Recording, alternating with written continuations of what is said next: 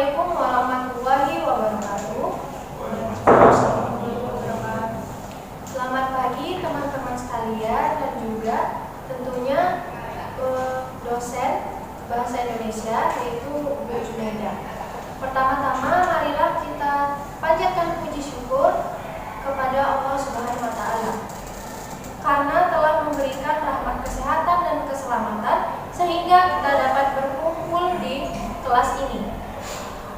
Adapun topik yang akan kelompok 2 bahas adalah kalimat. Sebelumnya perkenalkan, nama saya Mutiarani yang akan bertugas sebagai moderator pada hari ini. Saya akan memimpin jalannya diskusi ini. Adapun kelompok 2 beranggotakan saya Perlinggur Rahab, saya Iswaya Rizki, saya Mufid, saya Sugesti. Dan sedangkan rangkaian acara yang akan kita lewati adalah yang pertama pembukaan, penyampaian dan penyajian materi, tanya jawab, dan yang terakhir penutup. Baik teman-teman, langsung saja kita mulai ke sesi yang pertama, yaitu pembukaan. Marilah kita mengucapkan basmalah bersama-sama. Bismillahirrahmanirrahim. Selanjutnya adalah penyampaian dan penyajian materi. Saya persilahkan untuk pemateri pertama. Baiklah, terima kasih kepada moderator. A. Pengertian kalimat. Kalimat merupakan satuan bahasa terkecil yang biasa digunakan untuk mengungkapkan pikiran yang utuh. Pada umumnya, pikiran yang utuh tersebut biasa dideskripsikan dalam bentuk tulisan maupun lisan. Dalam wujud tulisan berhuruf Latin, kalimat dimulai dengan sebuah huruf kapital dan diakhiri dengan sebuah tanda titik, tanda tanya, dan tanda seru. Menurut Susilo, tahun 1990 mengungkapkan 5 ciri khas kalimat bahasa, yaitu bermakna, persisten, urutan frasa, biasa berdiri sendiri dalam bisa berdiri sendiri dalam hubungannya dengan suatu kalimat yang lainnya, berjeda, berhenti dengan berakhirnya sebuah intonasi. Menurut Kamus Besar Bahasa Indonesia atau KBBI, kalimat merupakan satuan bahasa yang secara relatif berdiri sendiri, memiliki pola intonasi final dan secara aktual ataupun potensial. Terdiri atas klausa. Kalimat yang paling sederhana dalam bahasa Indonesia terdiri dari 2 unsur, yaitu subjek S dan predikat F. Pengertian kalimat menurut beberapa pakar ini yakni sebagai berikut. Pertama, Sultan Takdir Sabana menjelaskan bahwa kalimat adalah kumpulan kata-kata yang terkecil yang mengandung pikiran lengkap. Kedua, Gori Kerap yang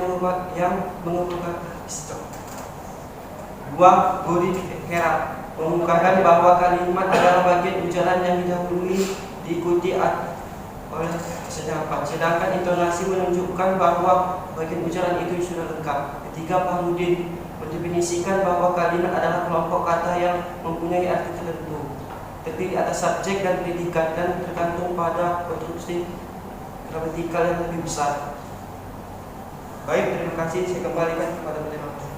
Baik, terima kasih kepada pemateri yang pertama. Selanjutnya akan dijalankan oleh pemateri kedua. Dipersilakan. Baik, terima kasih moderator. B. Syarat kalimat. Syarat kalimat persyaratan pokok yang perlu diperhatikan dalam penentuan sebuah pernyataan berupa kalimat atau bukan adalah adanya unsur predikat dan permutasi unsur kalimat. Keduanya dapat dijadikan alat untuk mengetes sebuah pernyataan. Setiap kalimat dalam realisasinya sekurang-kurangnya memiliki predikat, sedangkan pernyataan atau kelompok kata yang tidak memiliki predikat disebut frasa. Untuk menentukan predikat, sebuah kalimat dapat dilakukan pemeriksaan terhadap verba dalam untayan kata bersangkutan. Umumnya, kalimat bahasa Indonesia berpredikat verba. Perhatikan kedua contoh kalimat berikut ini. Yang pertama, dia mencarikan pekerjaan untuk saya. Yang kedua, kucing itu telah wafat dengan sukses. Kata kerja mencarikan tergolong kata kerja benefaktif. Dalam arti, pekerjaan tersebut dilakukan untuk orang lain. Oleh karena itu, kata kerja tersebut harus diikuti oleh objek yang berupa orang, sehingga susunan yang benar untuk kalimat 1 adalah dia mencarikan saya pekerjaan. Akan tetapi, walaupun tidak memenuhi syarat sebagai kalimat yang benar, kalimat 1 dapat dikatakan sebagai kalimat yang baik karena dapat menyampaikan pesan atau informasi. Sebaliknya, kalimat 2 tergolong kalimat yang benar karena telah memenuhi kaidah tata bahasa atau ada subjek, predikat, dan keterangan, tetapi tidak dapat menyampaikan pesan secara efektif. Orang akan bertanya-tanya, mengapa untuk kucing digunakan untuk kata wafat dan mengapa kata wafat diberi keterangan sukses. Saya kembalikan kepada moderator. Baik, terima kasih kepada pemateri K2. Selanjutnya akan dijelaskan oleh pemateri K3. Baik, terima kasih kepada moderator. Di sini saya akan menyampaikan tentang unsur-unsur kalimat. C. Unsur-unsur kalimat. Unsur-unsur kalimat meliputi subjek, predikat, objek, dan keterangan. A. Subjek. Subjek adalah bagian kalimat yang menunjukkan pelaku, tokoh, sosok, suatu hal atau suatu masalah yang menjadi pokok pembicaraan. Sebagian besar S di subjek diisi oleh kata benda atau frasa nominal, kata kerja atau frasa verbal, dan klausa. Fungsi subjek adalah pokok dalam sebuah kalimat di samping unsur predikat. Ciri-ciri subjek adalah sebagai berikut. Pertama, jawaban siapa atau apa. 2. Dapat diawali dengan kata bahwa. 3. Berupa kata atau frasa benda. 4. Dapat disertai kata ini atau itu. 5. Dapat disertai kualitas yang. 6. Tidak didahului oleh preposisi di, dalam, pada, bagi, untuk, dan lainnya. 7. Tidak dapat diingkari dengan kata tidak. Dapat diingkari dengan kata bukan. Contohnya, ibu makan apel pemberian temannya. Subjek tersebut adalah ibu. Yang kedua, predikat. Predikat merupakan bagian kalimat yang memberitahu melakukan suatu perbuatan atau action. Predikat juga dapat dikatakan sebagai unsur yang memberikan penjelasan tentang subjek atau menerangkan subjek. Berikut ciri-ciri predikat. 1. Bagian kalimat yang menjelaskan pokok kalimat. 2. Dalam kalimat susun bisa predikat berada langsung di belakang subjek. 3. Predikat umum diisi oleh verba dan frasa verba. 4. Dalam kalimat susun biasanya subjek predikat lebih berintonasi lebih rendah. 5. Predikat merupakan unsur kalimat yang mendapat partikel lah. 6. Predikat dapat merupakan jawaban dari pertanyaan apa yang dilakukan atau bagaimana. Contoh, Putri menyanyi dengan merdu. Predikatnya adalah menyanyi. 3. Objek. Objek adalah hal, perkara, atau orang yang menjadi pokok pembicaraan. Biasanya objek terletak setelah subjek, dan objek biasanya terdiri dari kata benda.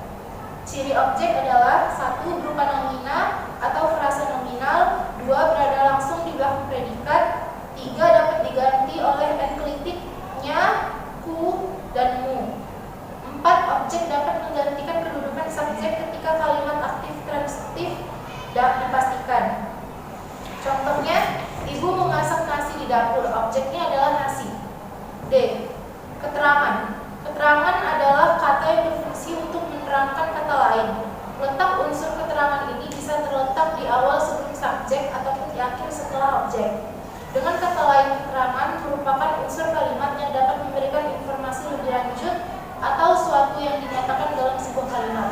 Misalnya memberikan informasi tentang keterangan tempat, waktu, cara, sebab, dan tujuan. Ciri-ciri keterangan adalah 1. Umumnya merupakan keterangan tambahan atau unsur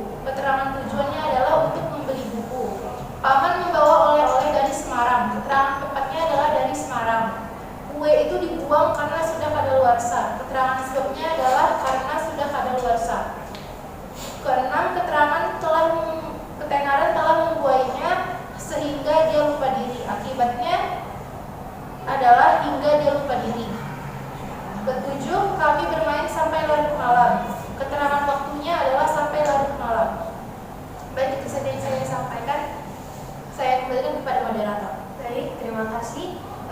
Pemateri ketiga selanjutnya akan dijelaskan oleh pemateri keempat. Dipersilakan. Baik, terima kasih kepada moderator. Saya akan di sini menjelaskan tentang jenis-jenis kalimat. Di dalam pembelajaran bahasa Indonesia, kalimat dibagi menjadi beberapa jenis, yakni sebagai berikut. Jenis kalimat dibedakan menjadi fungsinya, berdasarkan fungsinya dapat dibedakan menjadi kalimat pernyataan, kalimat perintah, dan kalimat seruan. Kalimat pernyataan atau deklaratif. Kalimat deklaratif berisi pernyataan sesuatu dengan lengkap untuk menyampaikan informasi kepada lawan komunikasinya. Contohnya seperti Menteri Tenaga Kerja mengadakan kunjungan ke beberapa pabrik baja di Surabaya. Dan selanjutnya itu kalimat pernyataan atau interrogatif. Kalimat ini digunakan untuk memperoleh informasi atau reaksi dari lawan komunikasi. Kalimat pertanyaan biasanya bertegas dengan penyertaan tanda baca tanda tanya. Contoh positif dari kalimat pertanyaan. Kapan saudara lulus sarjana? Mengapa dia selalu bersikap tidak sopan? Adapun contoh dari kalimat pertanyaan dari contoh kalimat pertanyaan negatif yaitu mengapa mobil ini dirancang tidak menggunakan pengaman yang lengkap? Mengapa tidak bisa saling mengerti atau memahami? Selanjutnya, kalimat perintah atau permintaan atau imperatif. Kalimat ini digunakan untuk pemakaian menyuruh atau melarang untuk berbuat sesuatu. Kalimat perintah dan permintaan ini secara umum dipertegas dengan menyatakan tanda baca atau tanda seru. Contoh dalam kalimat perintah yang positif yaitu, maukah kamu disuruh mengerjakan laporan itu? Tolong selesaikan tugas membuat makalah itu lebih dahulu. Sedangkan contoh negatifnya yaitu, sebaiknya kita tidak melakukan provokasi yang dapat menyesatkan orang lain. Selanjutnya yaitu kalimat seruan. Kalimat seruan digunakan untuk menyampaikan atau mengungkapkan perasaan yang kuat dan mendadak. Contoh positifnya yaitu, hebat, ternyata dia bisa. Contoh negatifnya, aduh, ternyata dia tidak menepati janji. Demikian contoh-contohnya. Berdasarkan subjeknya, kalimat dapat dibedakan menjadi dua jenis, yaitu kalimat aktif dan kalimat pasif.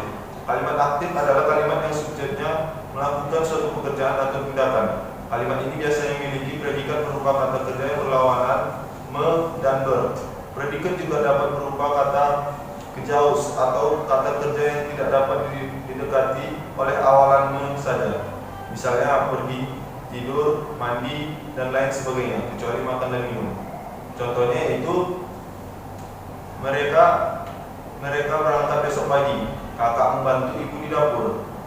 Selanjutnya itu kalimat pasif. Kalimat pasif adalah kalimat yang subjeknya dikenai pekerjaan atau tindakan. Kalimat ini biasanya memiliki predikat berupa kata kerja berlawanan di dan ter, dan diikuti oleh kata depan oleh. Berdasarkan pengucapannya, kalimat dibedakan menjadi dua jenis, yaitu kalimat langsung dan kalimat tak langsung.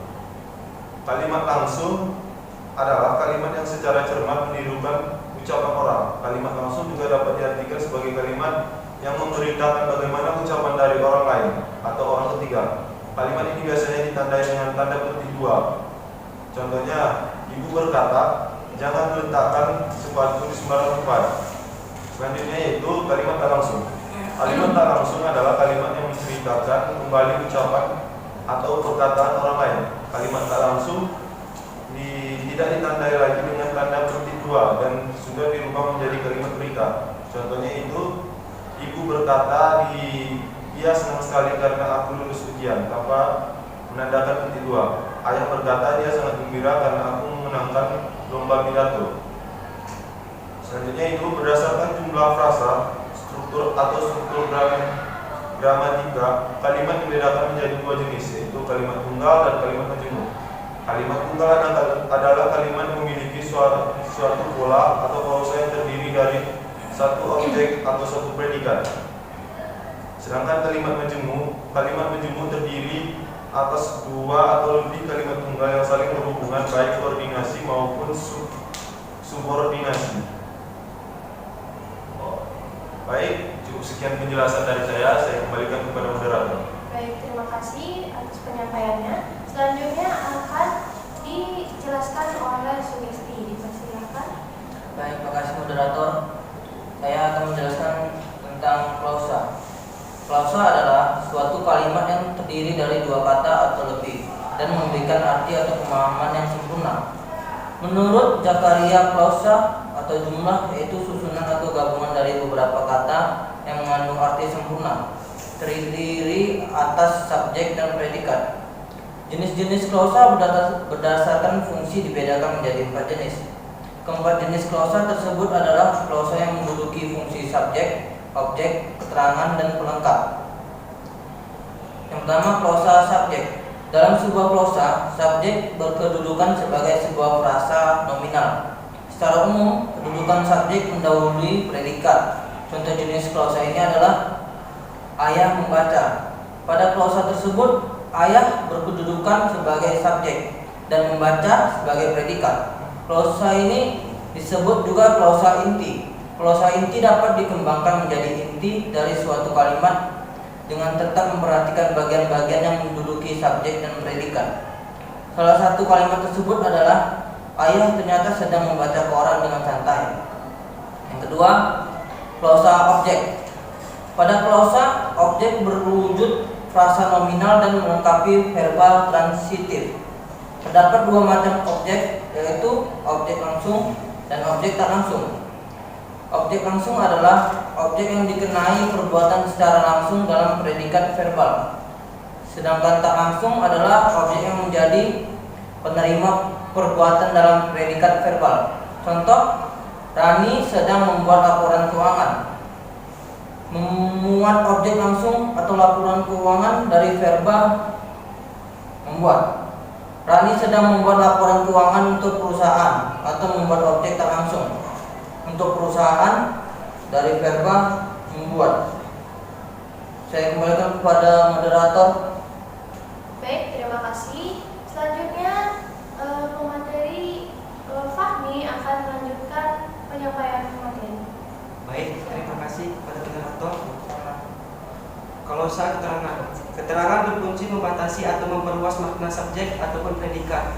Terdapat beberapa jenis keterangan, misalnya keterangan sebab, keterangan alat, keterangan cara, keterangan tempat, keterangan subjek, keterangan waktu, dan lain-lain. Contohnya, karena sakit ayah tidak bekerja, keterangan sebab. Montir mengangkat mobil dengan traktor, keterangan alat. Ibu mendidikku dengan baik, keterangan cara. 4. Klausa pelengkap. Klausa pelengkap berbentuk nominal, frasa nominal, adjektif, atau frasa adjektif dari predikat verbal. Terkadang pelengkap sering disalahartikan sebagai objek. Contoh, aku dianggap sudah mati, adikku menjadi seorang tentara. Baik, terima kasih. Saya kembalikan kepada moderator. Baik, terima kasih kepada para pemateri yang telah menyampaikan materi tentang kalimat. Baiklah, itulah tadi penyampaian dan penyajian materi yang dibawa oleh kelompok 2. Selanjutnya kita masuk ke sesi tanya jawab. Tetapi berhubung kelas kita via online, maka pertanyaan dapat dikirim lewat grup WA. Terima kasih perhatiannya. Sebelum presentasi ini ditutup, saya ingin menyimpulkan topik pembahasan hari ini, yaitu kalimat merupakan satuan bahasa terkecil namun terlengkap maknanya dan mempunyai intonasi final yang mengakhirinya. Sebuah kalimat dalam bahasa Indonesia secara sederhana biasanya terdiri dari dua unsur yang membangunnya, yaitu unsur subjek dan predikat. Kalimat tunggal adalah jika kalimat tersebut hanya memiliki satu gagasan dan hanya terdiri dari subjek dan predikat saja. Kalimat majemuk adalah jika kalimat ini terdiri dari dua atau lebih klausa yang membangunnya dan biasanya memiliki lebih dari satu predikat. Lalu yang terakhir itu adalah kalimat efektif, adalah kalimat yang dapat menjelaskan gagasan penulis kepada pembaca secara utuh tanpa ada kebimbangan atau keraguan dalam menafsirkannya. Demikian tadi presentasi kelompok 2, maka kita mengucapkan alhamdulillah. Saya sebagai moderator mohon maaf atas